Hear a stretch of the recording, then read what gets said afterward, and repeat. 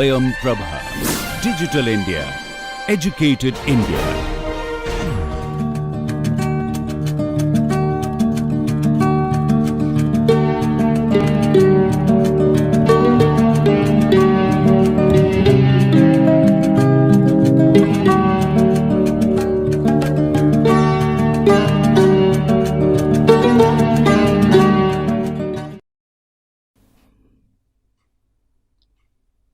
So, we have understood plastics, that they are of basically two types, thermoplasts and thermosets, and yes, we had seen the special applications where it is creating an expression which is the architect's imagination application, and obviously it is also having some purpose or some function. And now we will be entering into the different types of plastics which we need to know, because we have seen a number of materials, but which is what we need to know or get aware as architects, and also need to know what is the purpose, why it is being used. Now, we will enter into the different types of plastics, not the types based on thermosets and thermoplasts, but further down within the thermosets, within the thermoplasts, within the elastomers, which is the rubber part, which we did not cover in the previous lecture. We will just mention those considering its application in building industry. So, we will try to cover the polyvinyl chlorides, which is the third most used plastic in the third most used plastic material in this industry. We have acrylics, we have fluoropolymers, the polycarbonates, polystyrene and polyethylenes. So, we will try to find the particular or specific properties, what makes it usable for the particular purpose. So, first let us try to see this slide. Here you see the same names, the thermoplasts, the thermosets, and also there is another in orange what you see here, which has low modulus of elasticity, which is nothing but the elastomers, which is also derived from petroleum. We have rubber, neoprene, EPDM and butyl rubber. Coming to thermoplasts, these are more what we use. The polythenes, the polypropylenes, the polybutanyls, acrylic, vinyls, polyamides, polycarbonates, fluoropolymers. Now, here in the polyethylene you see high density polythene and low density polythene, and we also have another intermediate medium density polyethylene. Similarly, with the vinyls you see you have polyvinyl chloride, chlorinated polyvinyl chloride and unplasticized polyvinyl chloride. Also on the fluoropolymer side you have polytetrafluoroethylene and ethylene tetrafluoroethylene, PTFE and ETFE. So, you will come across the terms PVC, PTFE, ETFE, LDPE, HDPE,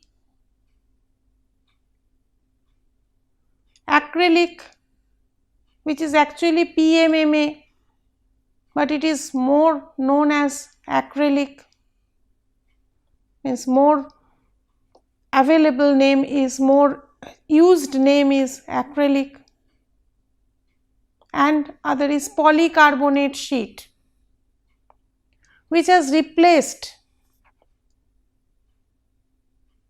GI sheets.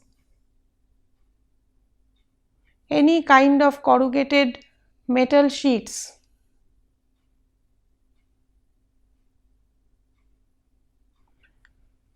Other is the thermosets. You see the resins, polyester resins, phenolic resins, epoxy resins, and the formaldehydes, melamine formaldehyde, urea formaldehyde. Where do we see? These are all in adhesives.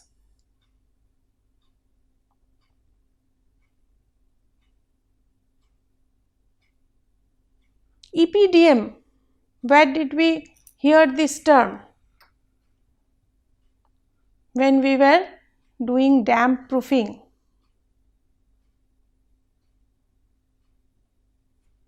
So, these are the, if you remember this slide, these are the major types of plastics used in our domain. So, you see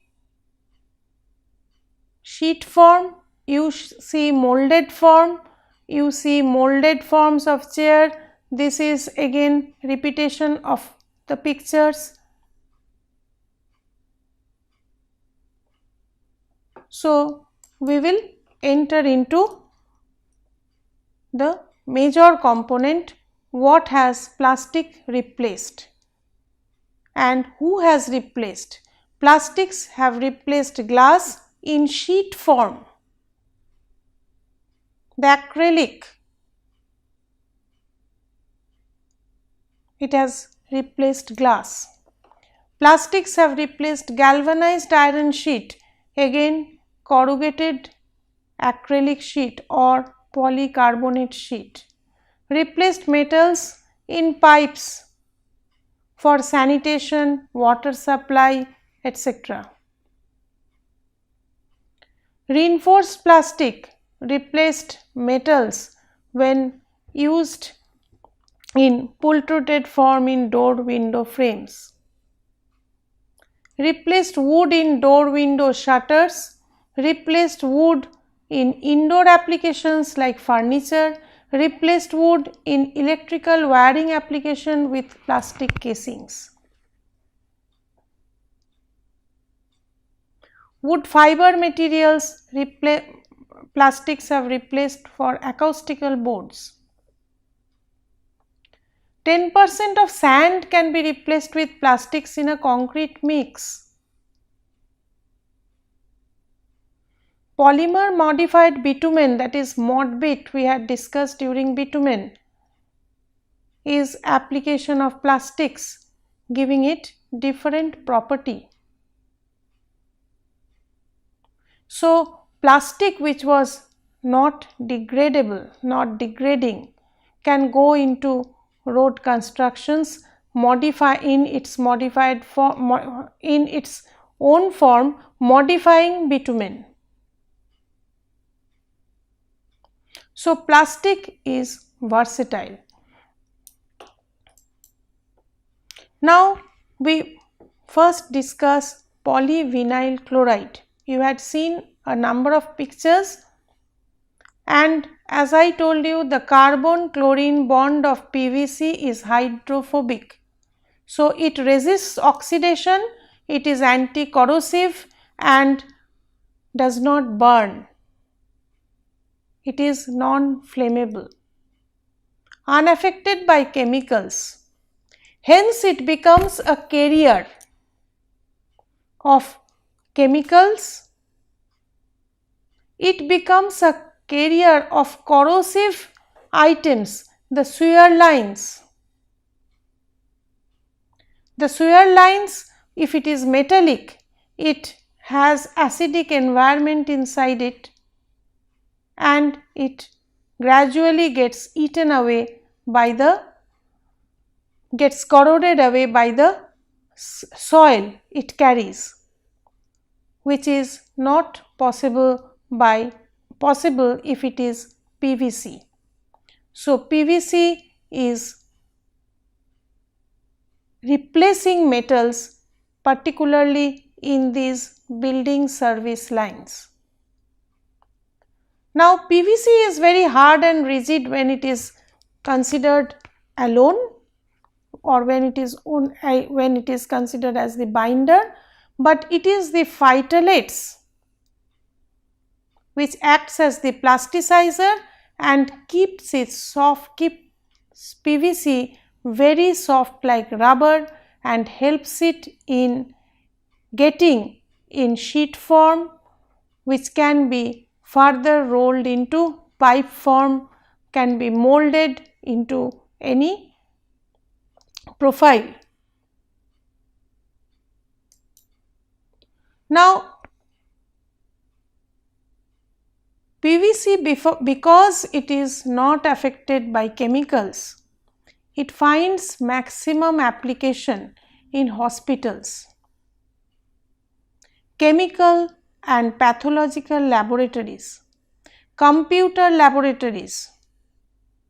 It is hydrophobic, it takes out the dust and the water along from it.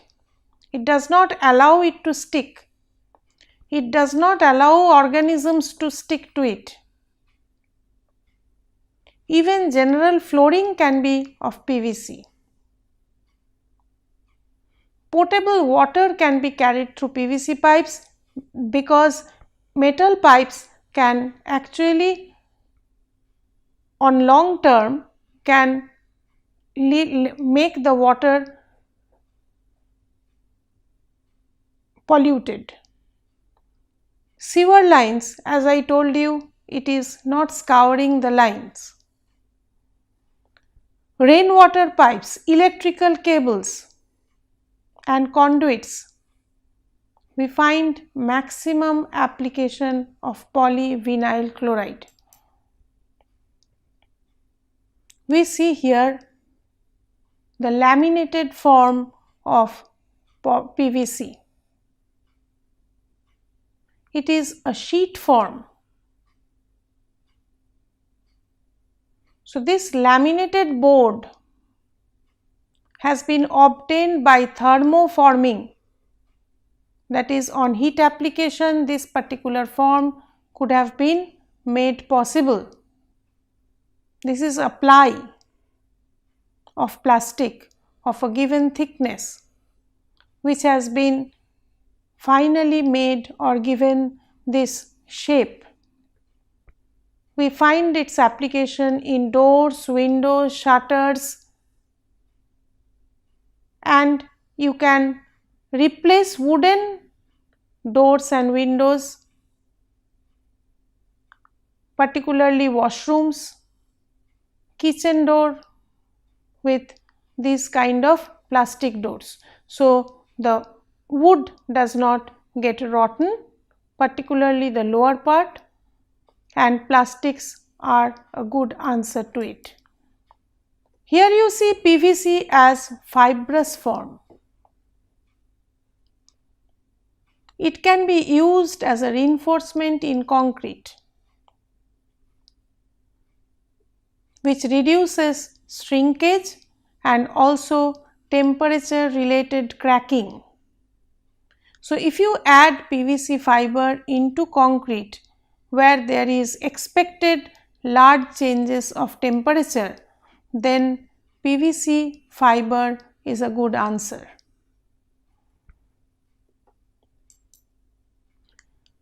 Coming to chlorinated polyvinyl chloride.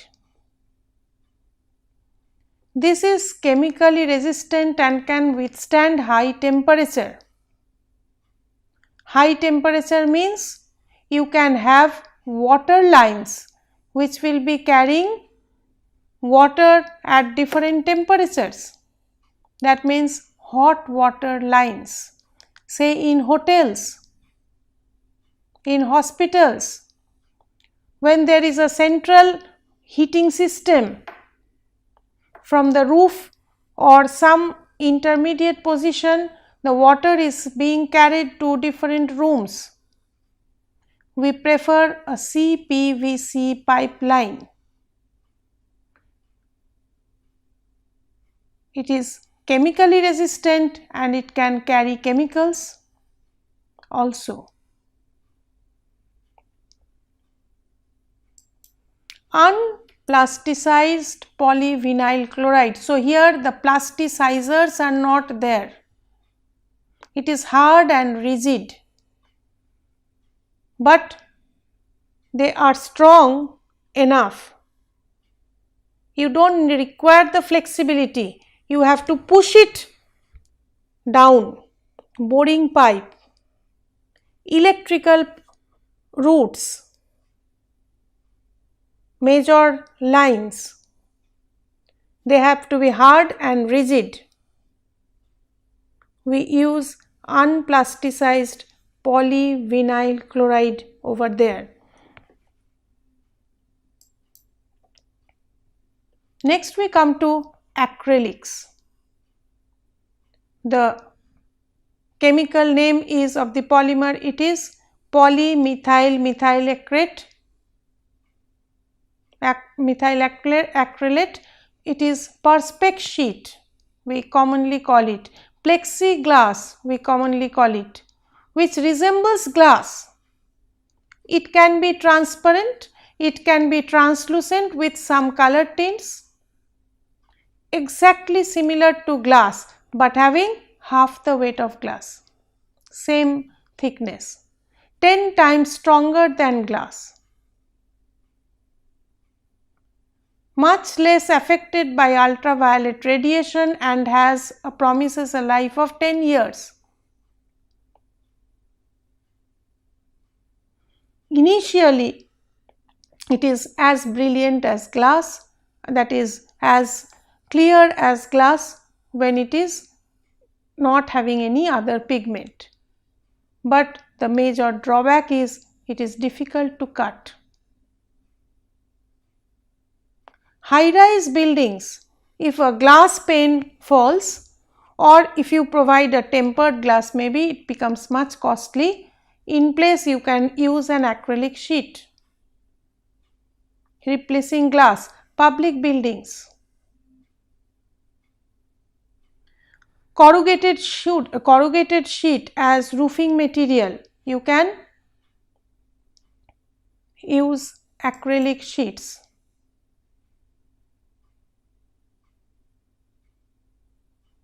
Now we come to the fluoropolymers.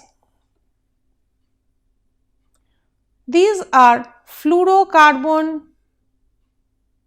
which gains property in strength, toughness, self-lubrication from the aggregate effect of carbon-fluorine bond or carbon-fluorine hydrogen bond, whatever the case may be. The first one is carbon-fluorine bond in case of polytetrafluoroethylene, it is carbon, fluorine and hydrogen bond for ETFE or ethylene tetrafluoroethylene, and these can have a high tensile strength over a wide temperature range, and that is why you have seen application of this ETFE sheet or the PTFE sheet applied on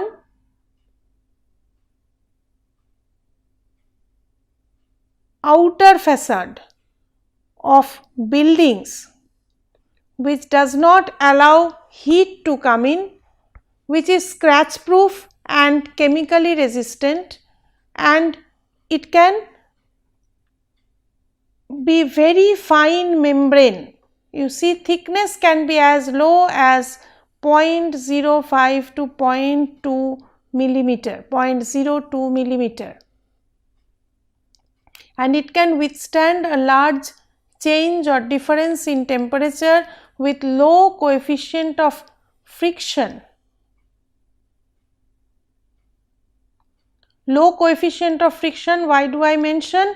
Anything comes on top of a PTFE sheet will roll down, will fall off. Hydrophobic is case when we talk only of water, but anything which hits it will not sit on it, but will roll down. It has very low surface energy. That means it does not attract anything on its body. We will see its application more. This is PTFE sheet of Burj Al Arab, which is on this entire facade, which is facing the sea, which is protecting the glass from the ultraviolet radiation. Behind it, the heat is not going, so it is also acting as a thermal insulator. So, there is a air gap. So, this membrane, the circular way it is put, it is actually acting as a hydrophobic membrane. It is taking off sand, it is taking off any water coming onto it, it is protecting the entire glass fabric, it is giving a cooling effect to the entire building. You see application of ETFE sheet in Eden Park. It is a biopark where these structures, these circular structures are made of very thin ETFE sheet. They are scratch proof. No one can cut it. They are air filled. Same is also adapted in Allianz Arena, football stadium. We have in India an example of PTFE sheet application with glass fiber fabric, which is in the Jawaharlal Nehru Stadium, New Delhi.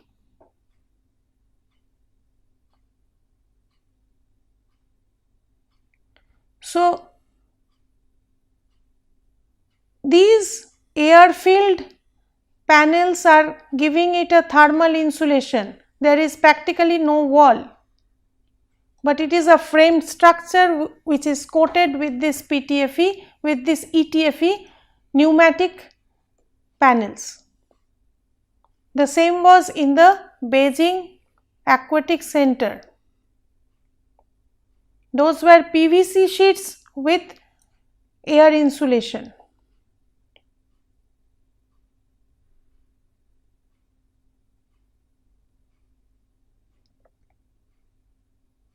So, these are fluoropolymers.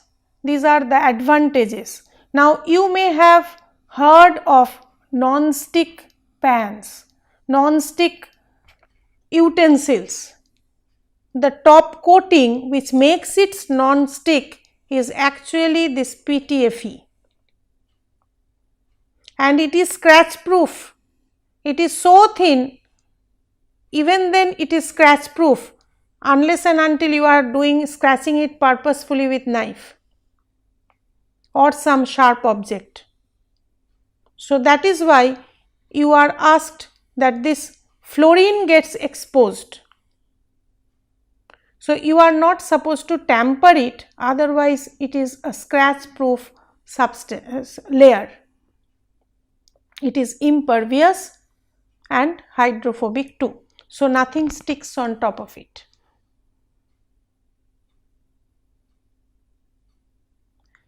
Coming to the polycarbonates, you see a number of sheets here in different colors, but these are all capable of withstanding the ultraviolet rays of the sun.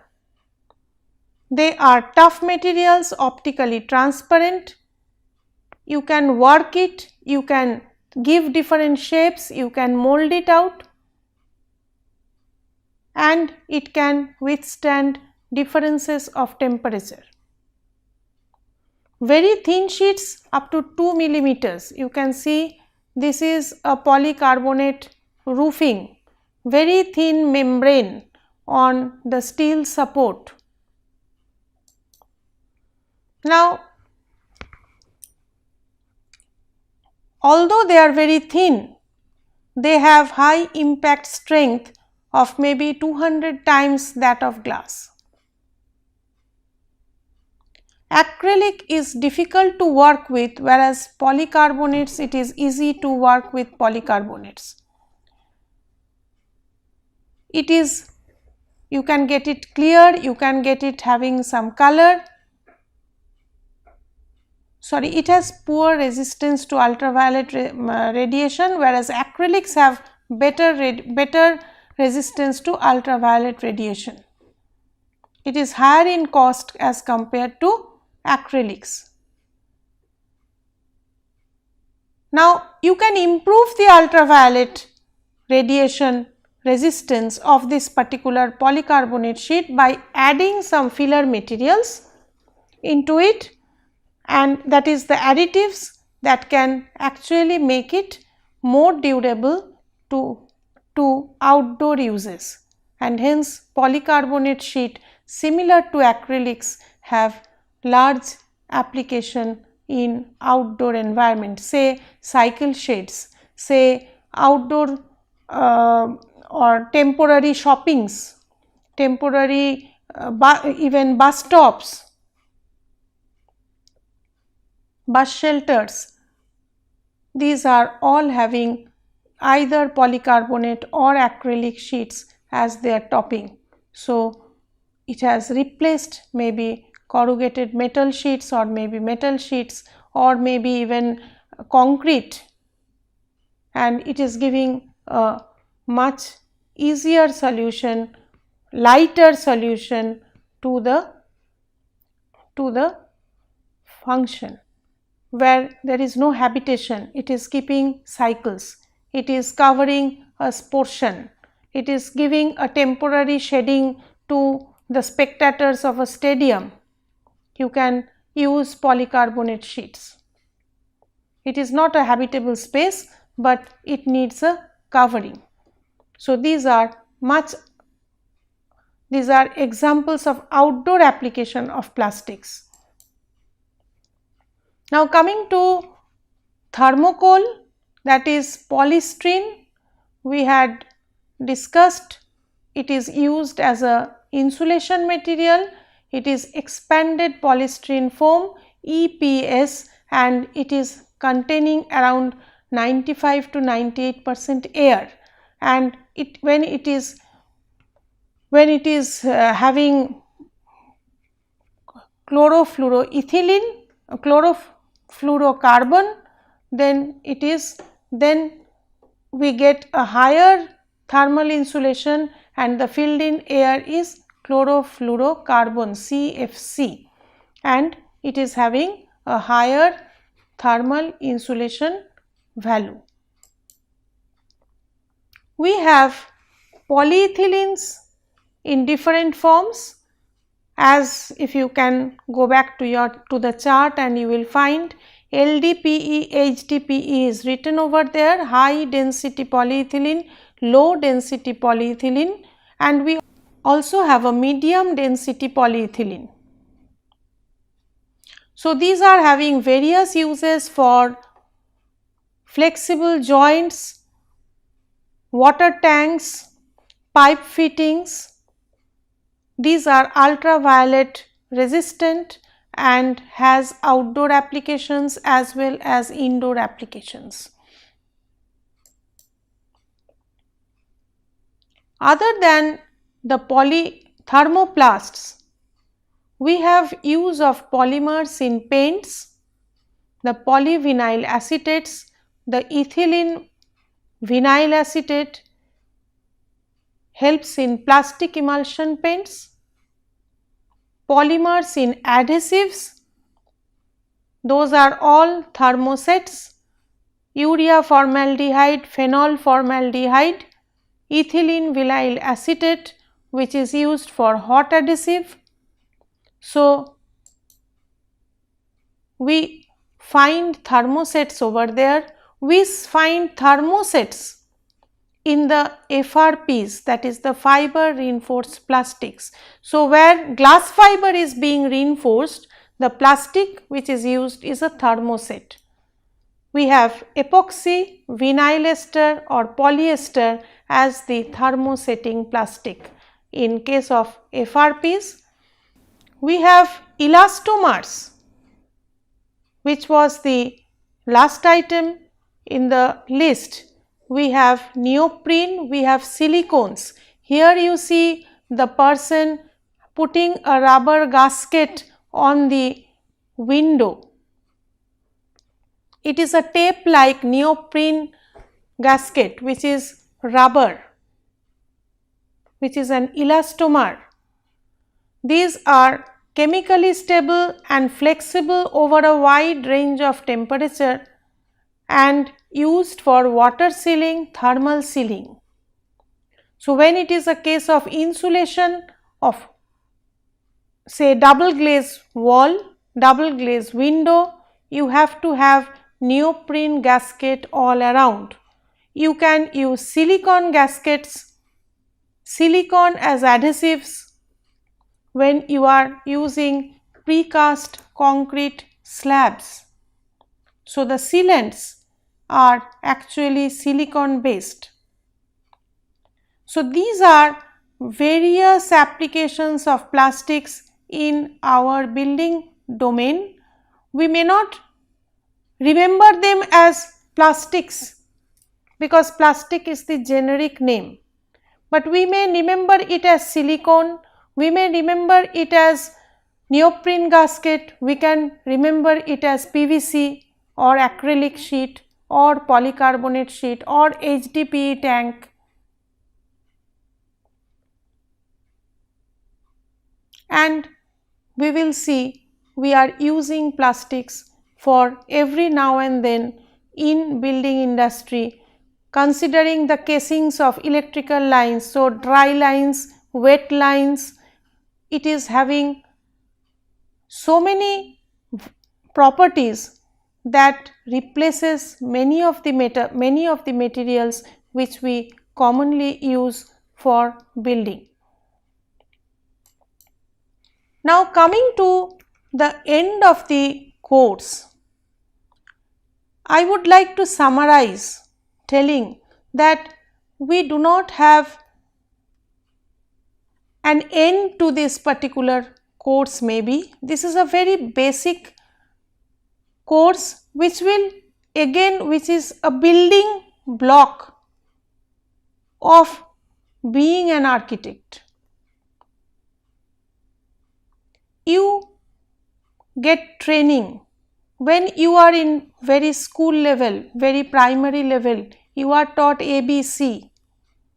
Building materials is actually the ABC of architecture. If you know this subject very well, if you explore every day what is new, what are the challenges in this material, you will always come out with a very complete new good building. You have to remember all the aspects which a building experiences, because a building is facing the environment, it is facing the inclined weather, it is facing freeze and thaw if it is in a very cold country. So, context, climate, affordability of the client, what is the type of building, what is the expected life of building, what is the purpose of the building, who are the users, who will maintain it, all you have to keep in mind when you are choosing or recommending a material. Material should be reliable, it should be available, and the skill should be available. That is why we could not move, our country could not move to the faster construction methods of precast items. though they have limitations, but we at times require fast construction. So, we have to understand that what is the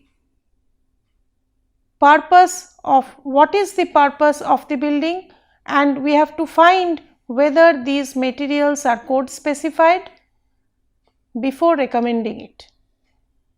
Ease of working also is another point to be considered, particularly like joining two items, the masonry works. Research is on, we are advancing in this area, in this subject and its application. So, maybe other materials will come. Many traditional materials are to be thought of, which can be improvised and made available, so that we can maintain the environment friendliness. We also have to look into the embodied energy or the amount of energy spent in making a building material.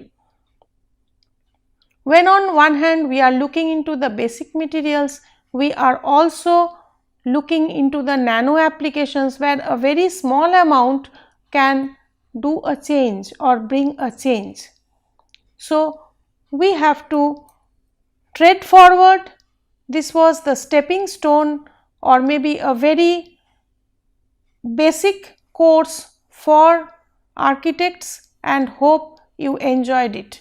All the best for your assignments, all the best for your examinations which will be held, and hopefully you could do the assignments which were always communicated to you after every module. Thank you.